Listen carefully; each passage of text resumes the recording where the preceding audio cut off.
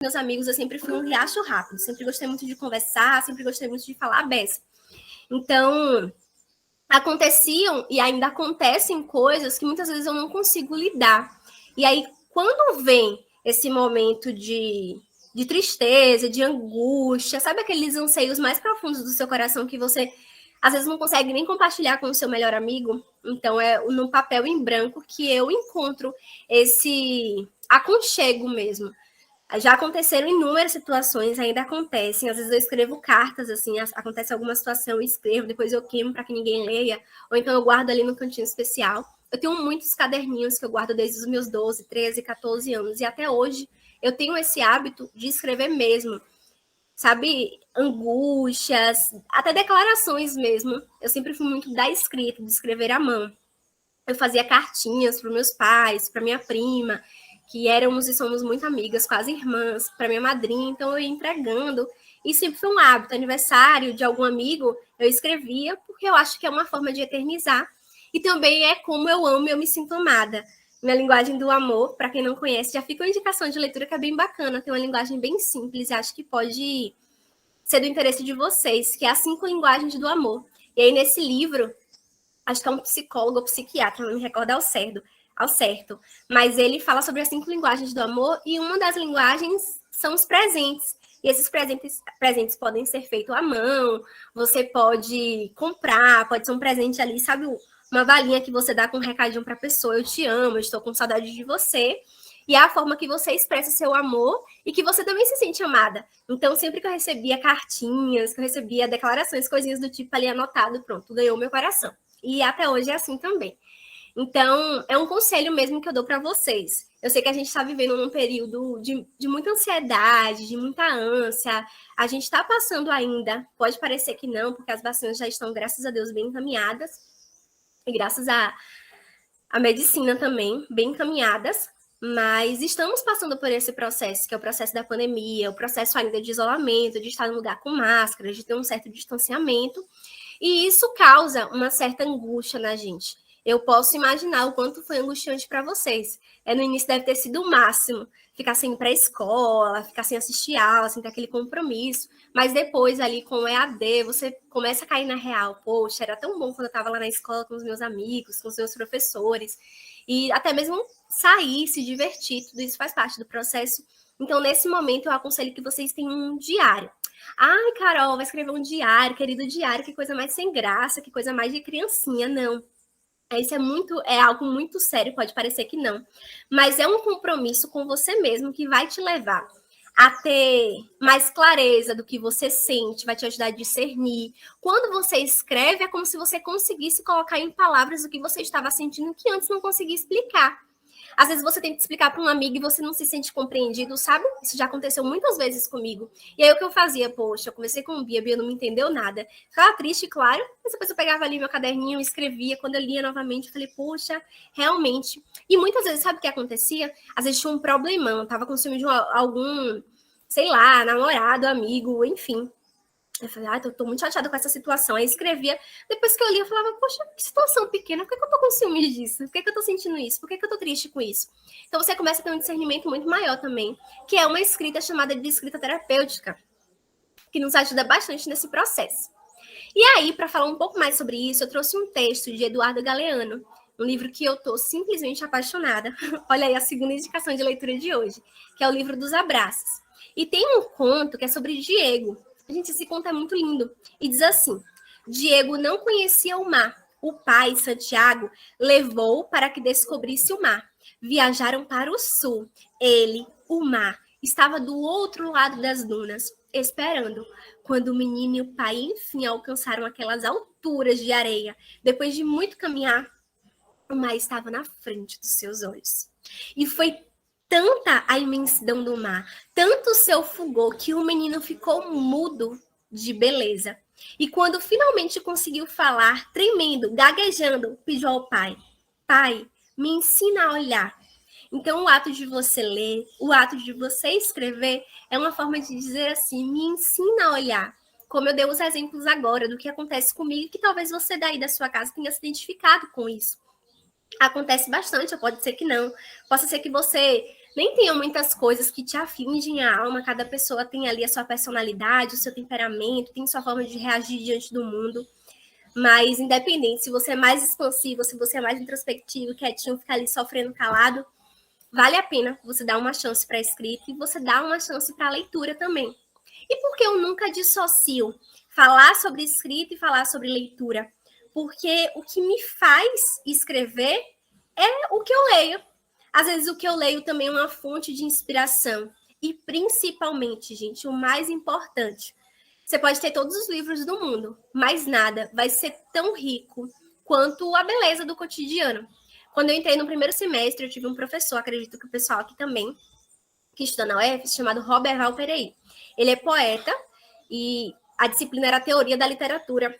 O exercício que ele fez para a gente ali no primeiro dia do curso, lá, imagina, você está entrando na graduação, na universidade, o professor fala assim, eu quero que vocês saiam da aula e a partir de hoje comecem a olhar a vida, de repente você vai ver uma árvore que cresceu, que está dando frutos, que tem flores. Você vai ver que a casa amarela, de repente, hoje é a casa azul, porque pintou. Mas você ali, no celular, no dia a dia, você nem se dá conta. Então, acontece muito isso. A gente está imerso nessa tecnologia aqui. E olha que é muito interessante, porque cada um está na sua casa. Uma pessoa mora na Conceição, outra no Tomba, outra está em Salvador, e todo mundo consegue estar aqui na mesma reunião, conectadinhos. Não tem um calor humano, não tem um abraço, mas tem um sorriso, dá para poder escutar a voz, cada um vai abrindo seu microfone, lidando com o barulho ao redor, mas a gente consegue estar conectado. Só que essa conexão com isso daqui, às vezes faz com que a gente fique um pouco desconectado do que está ao nosso redor. Então, de repente, os nossos amigos mais próximos, a nossa família e a beleza, de fato, do cotidiano. Então, às vezes eu estou lendo alguma coisa que está sendo bem difícil. Vocês já leram alguma coisa, tiveram alguma disciplina que foi assim bem difícil, sabe? A professora está falando, você não está entendendo nada. Alguém já viveu essa experiência aqui? Ó, deixa eu acompanhar os comentários, que eu nem tô acompanhando o chat. Desculpa, tal. Isso! O artista das letras tem dessas, é amigo das palavras, mas é a palavra escrita. Kati! Sua linda, eu não sabia que estava aqui, não. Esse texto é lindo, verdade, Cláudia. Eu sou apaixonada por esse texto. Vitória disse que ele é muito bom. Eu também acho, Vitória, sou suspeita. Isso, Tiago, que Roberval falava pra gente é sobre o olhar inaugural, que é o perto e o longe, é mesmo. Isso, perto e longe, tá. Disseram que já passaram por isso, não foi, Paula? Pois é, todo mundo já passou por essa experiência uma vez na vida, de você assistir aquela aula, o que é que tá acontecendo aqui? Ler aquele texto, o que é que essa professora quis dizer? Fazer aquela prova, meu Deus do céu. A professora Paula estava com o quê quando fez essa prova aqui? Que prova difícil é essa? E aí são nesses momentos que a gente precisa respirar um pouco e sair um pouco de si. Sabe o que é sair de si, Carol? Minha alma vai sair andando por aí, meu corpo vai ficar parado. Não é nada disso não, tá? Sair de si é realmente você, às vezes, fechar o livro, fechar o computador, desligar o celular e você olhar o céu. Isso, para mim, se tornou um hábito. Às vezes, quando eu tô naquele momento muito cansativo, eu venho aqui, aí eu olho o céu e eu penso, poxa, assim como na história de Diego, né? Eu fico muda de beleza. Eu olho para esse sol quente, ali tem umas nuvens, o céu azulzinho, e eu penso, poxa, isso não tem início nem fim, é infinito.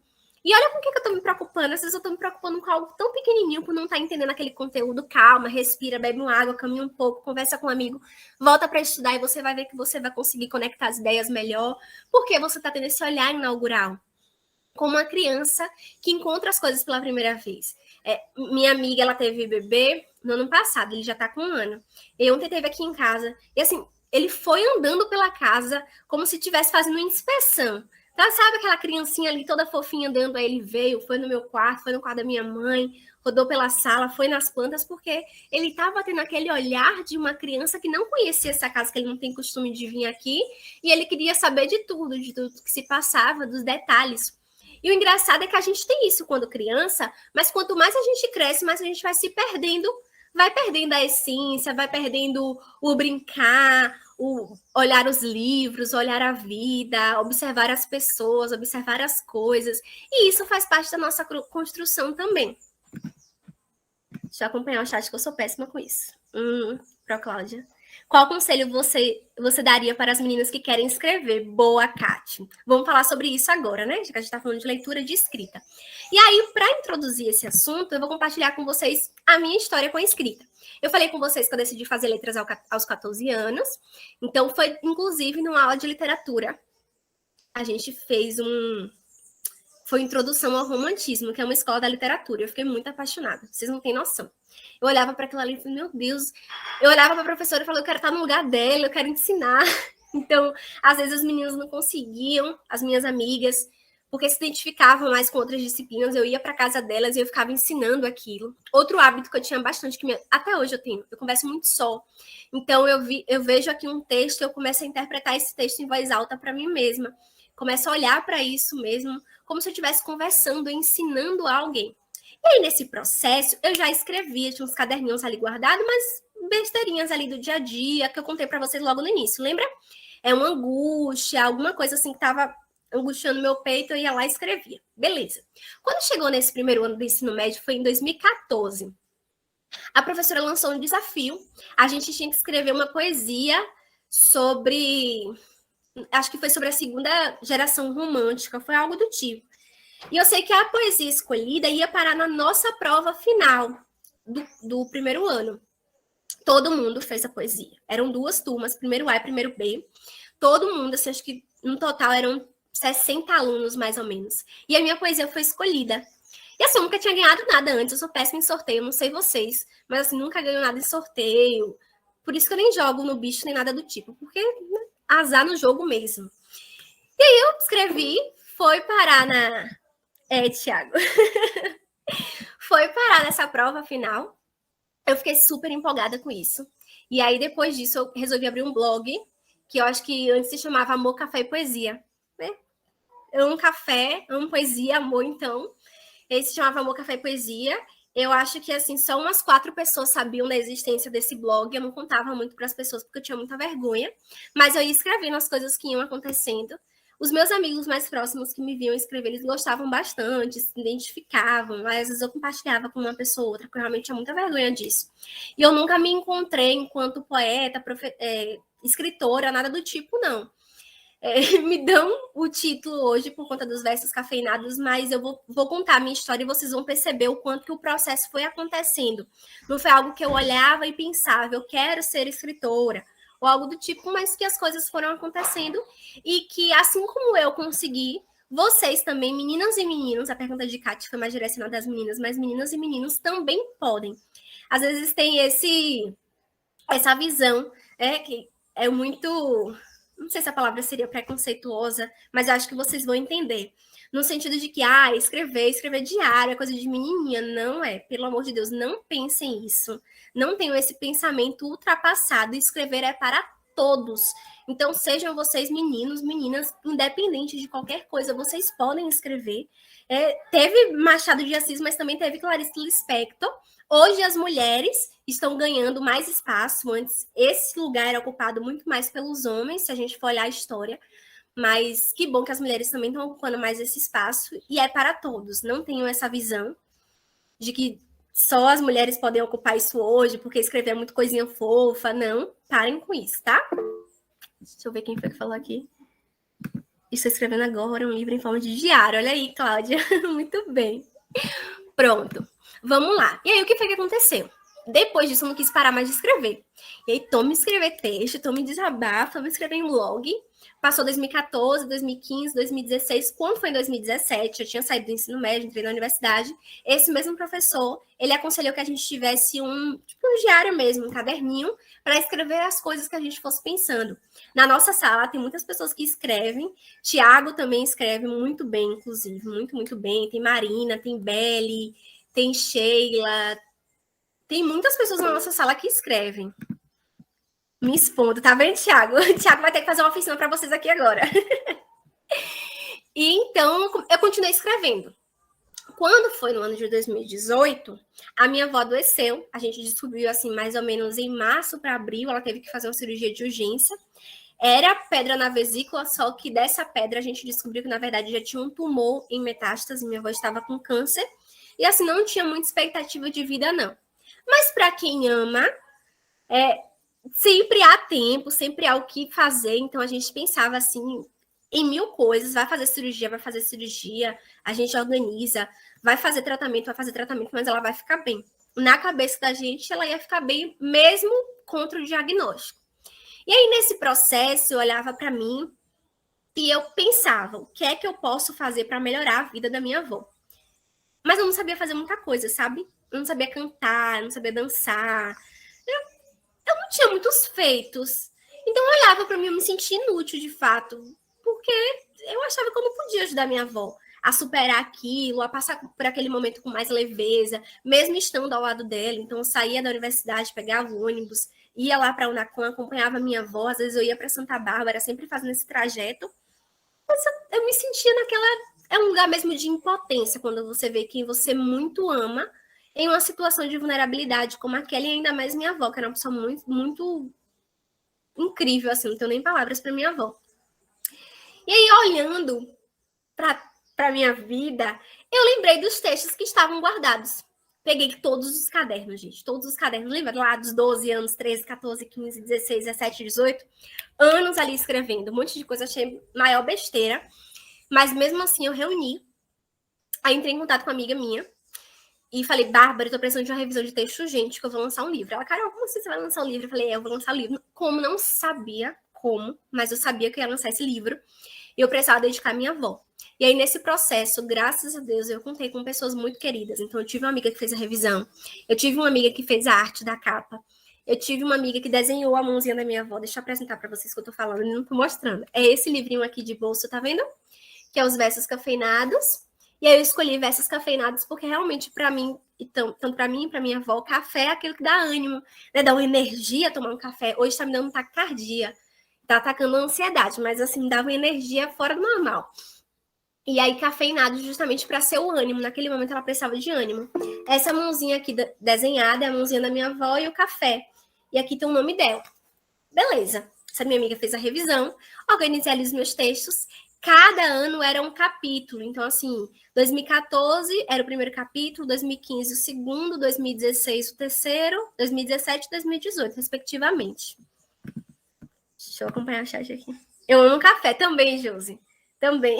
Eu amo. Pois bem, fizemos.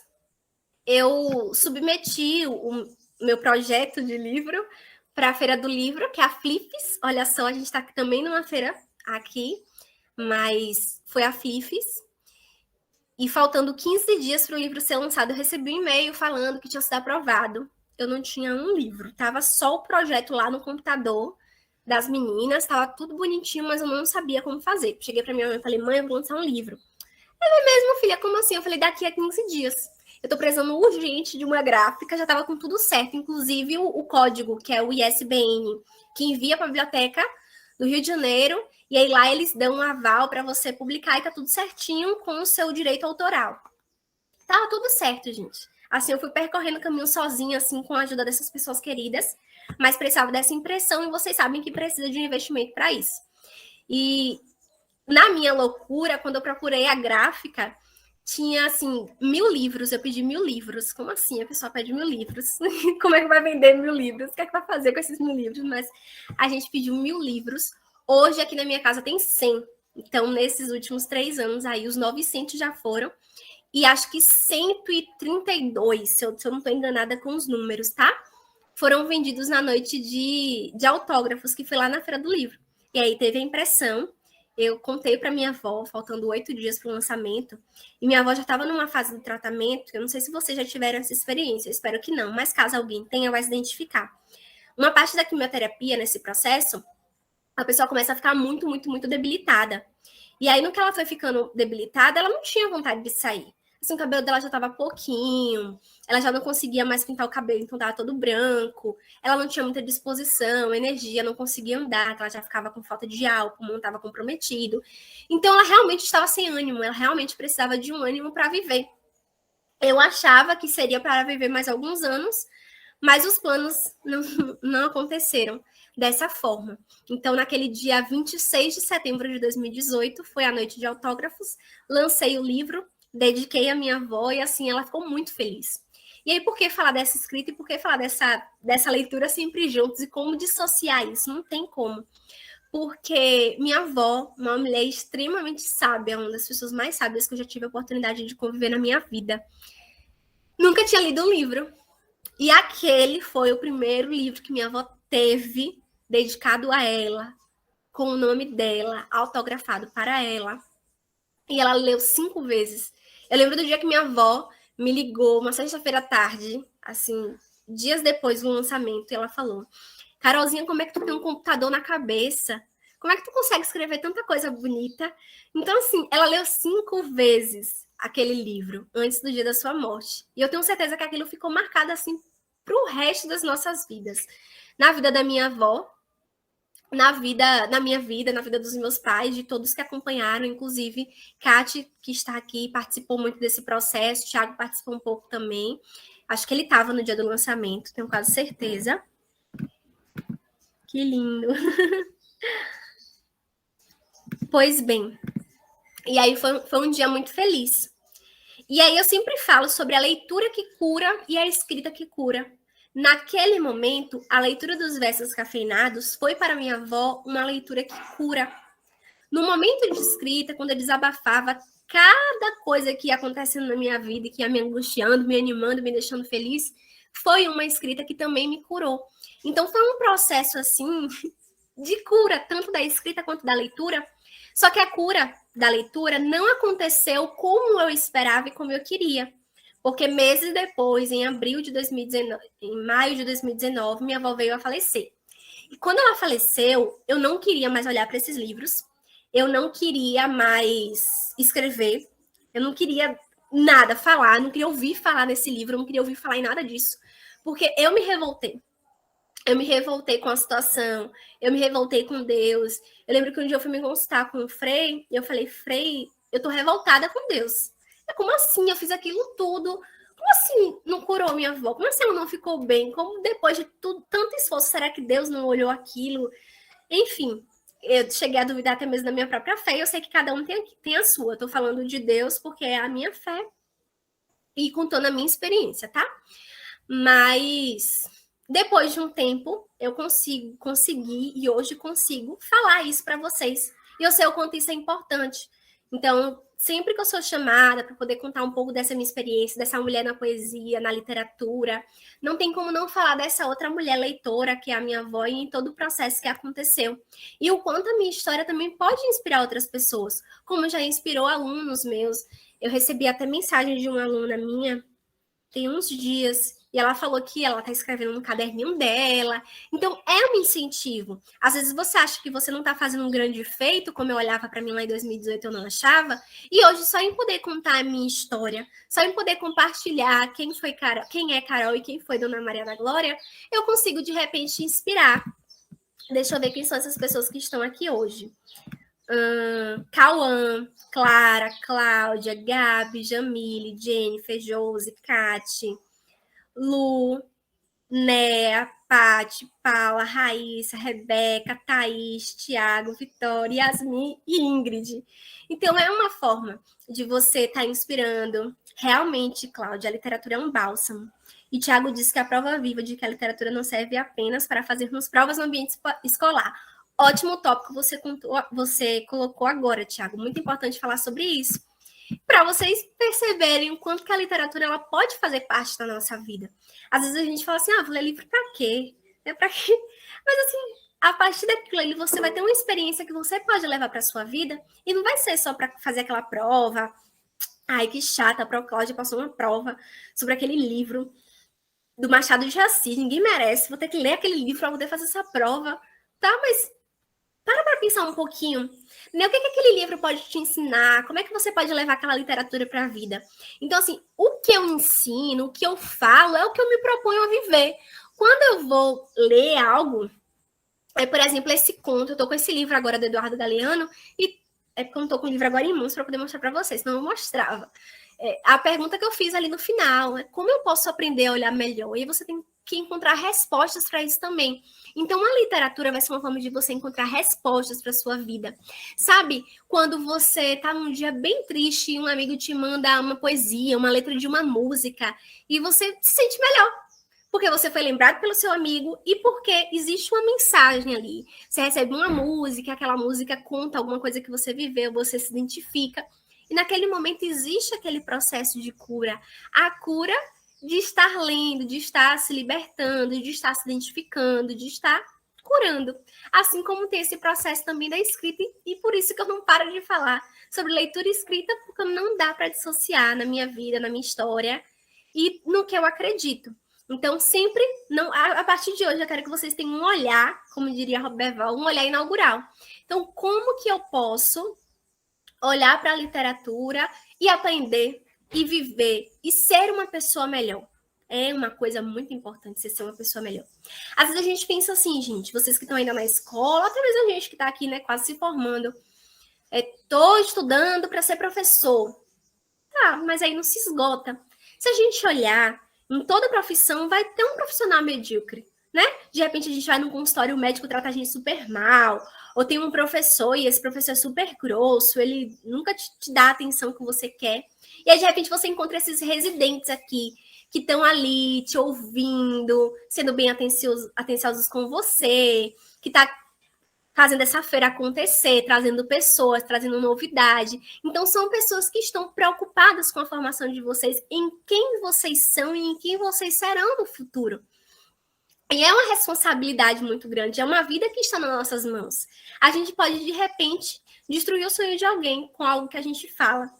Assim como a gente também pode construir pontes imensas e incentivar a leitura, incentivar a escrita, e lá na frente a gente encontrar esses alunos e dizer assim, professor Tiago, que bom, eu lancei o meu livro. Professora Paula, eu estou estudando agora, estou me formando. Isso tudo é muito importante. Então, que vocês priorizem sempre, não é o ser doutor, ser engenheiro, ser professor, arquiteto, que seja. Mas antes de pensar na profissão, o que é que você vai assumir para a sua vida, o que é muito importante também, pensem em quem vocês são e em quem vocês querem ser. Então, olha para a realidade de hoje. O que é que eu tenho? Como é que eu posso ser melhor? Eu quero tanto poder ajudar minha família. Minha mãe, eu queria dar uma casa melhor para minha mãe. Eu quero poder estudar para poder ajudar minha mãe em casa. Eu tenho um filho já. Eu posso dar uma vida melhor para o meu filho. Eu quero estudar para poder... Enfim, vai ali ter o seu objetivo, mas que antes de tudo isso, você se propõe a ser uma pessoa melhor, mais amável, uma pessoa que se preocupa com os outros, uma pessoa mais empática. E eu, Carol, particularmente, acredito que a literatura pode nos proporcionar isso. E, claro, sempre aliando a literatura com a vivência, porque a gente cresce muito lendo, a gente aprende muito a ler, a escrever, isso é muito massa. Mas essa literatura precisa ser uma ponte para que você consiga viver melhor com os outros. E isso para mim é fundamental. E olha o que eu estou contando para vocês aqui hoje. Eu queria ter escutado, antes de entrar na universidade. Eu não teria quebrado tanto a minha cara, eu não teria sofrido tanto, eu não teria errado tanto. Foi importante acontecer o que aconteceu, porque hoje eu sou uma versão melhor e ainda tenho muito a melhorar, porque não somos uma obra completa. Temos sempre que melhorar todos os dias. Eu sou uma pessoa que tem defeitos, qualidades, assim como qualquer outra que está aqui. Mas é muito importante. Essa forma que eu penso hoje foi uma forma que me abriu muito horizonte e tem me ajudado a dar bons passos. E eu espero que aqui, a partir dessa oficina, desse mini curso, que vocês também possam refletir sobre essa vida de estudo, sobre esse ser mulher na literatura, ser homem também na literatura, que tem uns meninos aqui. Isso tudo é muito importante. Deixa eu ver, Vitória. Vitória vai escrever, que massa. A literatura extrapola os mundos da escola. Perfeito, Cláudia, tem que extrapolar. Mas se a literatura ficar ali só no livro, gente, isso daqui é uma página, tá? É muito importante o que eu contei para vocês, é importante o quê? Como isso daqui nasceu, como foi importante para a minha vida, para a vida da minha avó, da minha família, quem participou desse processo. Mas isso daqui, essa páginazinha, ela vai criar mofo com o tempo. Ela vai ficar cheia de poeira com o tempo. Quem tem rinite alérgica vai sofrer muito. Às vezes não vai nem servir. Às vezes você guarda lá um livro um tempão, mas você não vive aquilo. Você não coloca aquilo na sua vida. Então, é importante extrapolar esses muros da escola, extrapolar essas páginas, que vocês não fiquem só na poeira dos livros, mas que vocês possam ser poesia.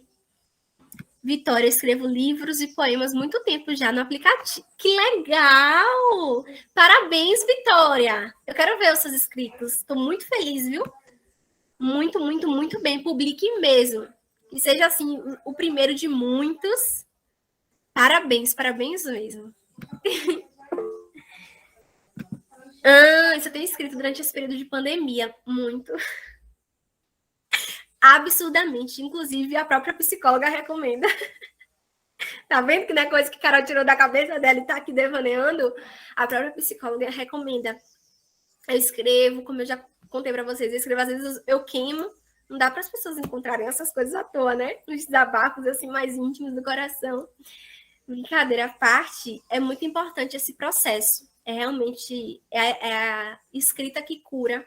E nesse período de pandemia, então, a gente tem passado por um processo assim de ansiedade terrível, né? Muitas pessoas se afundaram, infelizmente, na depressão, pelos medos, anseios e tudo mais. É claro que diante todas essas circunstâncias de ansiedade, de depressão, síndrome do pânico, ou o que quer que seja, você tem que procurar ajuda, você tem que procurar um médico. Isso é claro, eu não estou dizendo que é para escrever e não procurar um médico, não procurar resolver seus problemas, não. Claro. Mas aí, por exemplo, como eu procurei a minha psicóloga e logo no primeiro dia ela falou: você tem que escrever, você já procurou escrever? Eu falei: oh, meu Deus, essa mulher não me conhece. Então escrevam, mas também se vocês precisarem, procurem apoio.